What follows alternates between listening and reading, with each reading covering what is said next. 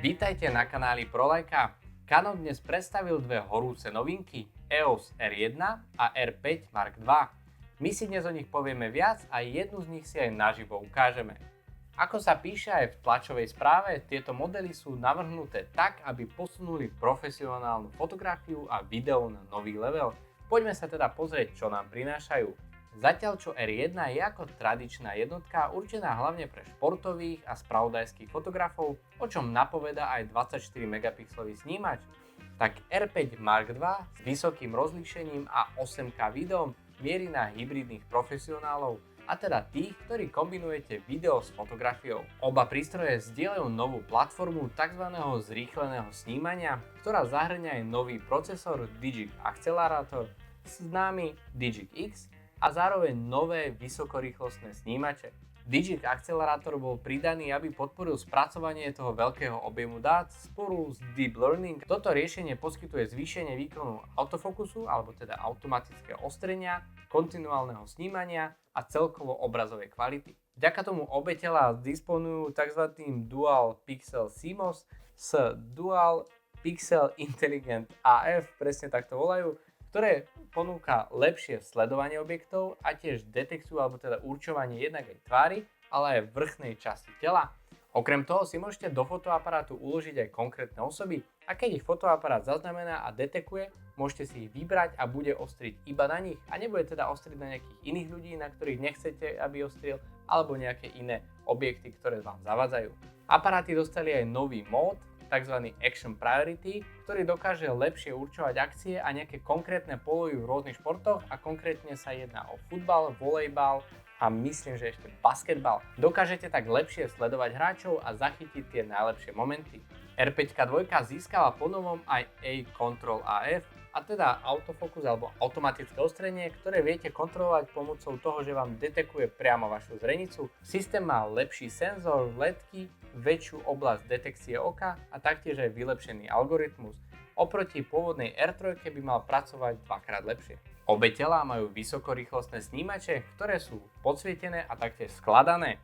V prípade R1 sa zlepšil rolling shutter efekt alebo znížil rolling shutter efekt o 40%, čím vlastne dosiahla úroveň mechanickej uzavierky pri zrkadlovke 1DX Mark III. Pribudla aj možnosť tzv.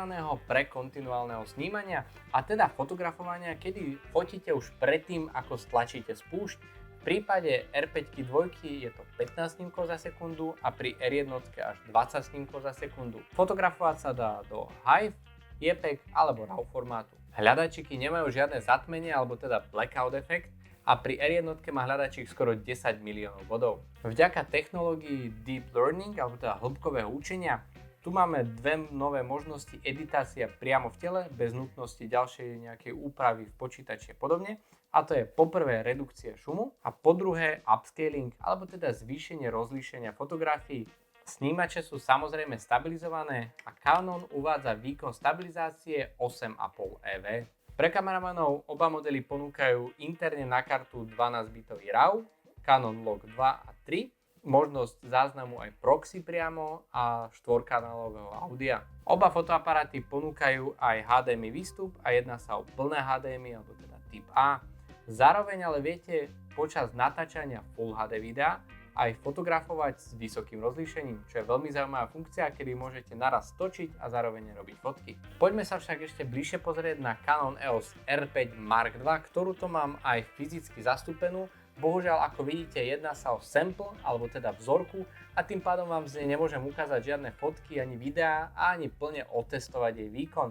Ako náhle sa vám dostane do rúk ostrý kus, tak určite Karol Slnec urobí o nej recenziu, ktorú budete môcť čítať a možno, že vidieť, uvidíme. No ale poďme sa pozrieť, čo sa v tomto fotoaparáte skrýva.